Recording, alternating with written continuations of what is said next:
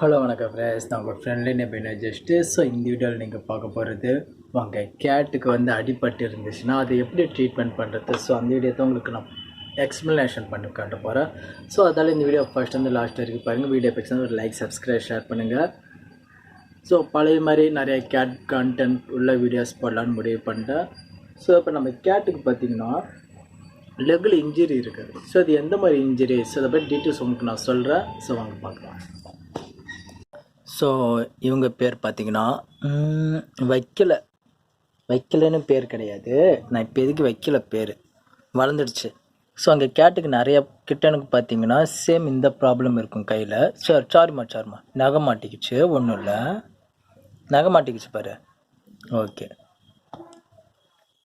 So என்ன பண்ணுன்னா பாருங்கள், தெரியுதா?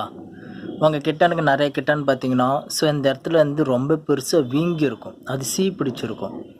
ஸோ இப்போ பாருங்கள், இங்கே ஒன்று இருக்குது, ஸோ இங்கே ஒன்று இருக்குது, தெரியுதா? இது வந்து உங்கள் கேட்டே வந்து தானே சரி பண்ணிடும். ஒரு நிமிஷம். ஸோ பாருங்கள், அடிப்பட்டது தெரியுதா? வருது. ஸோ இந்த மொத்தம் உங்கள் கேட்டே தானே சரி பண்ணிடும்.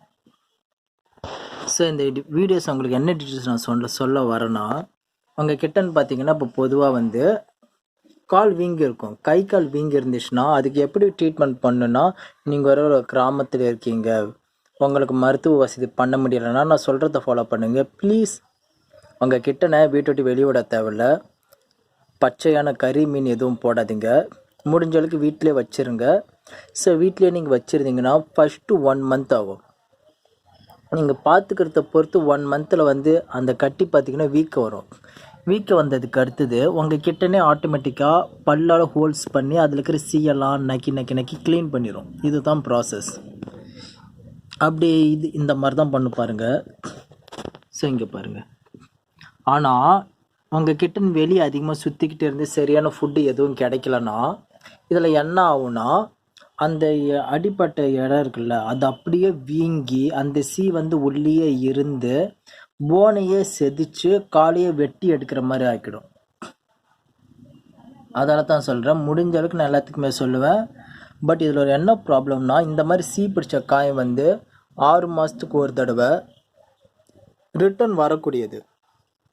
6 மாதத்துக்கு ஒரு தடவை, 7 மாதத்துக்கு ஒரு தடவைன்ட்டு. அதுக்கு என்ன ரீசன்னா, இதோட இந்த வைரஸ் இருக்குல்ல, இந்த வைரஸ் அப்படியே இருக்கும். இதை முழுமையாக நீங்கள் ஸ்டாப் பண்ணுன்னா ஒரு ப்ரைவேட் ஹாஸ்பிட்டல் கூட்டிகிட்டு போனீங்கன்னா இதுக்குன்னு இன்ஜெக்ஷன் அண்ட் க்ரீம் தருவாங்க, டேப்லெட்.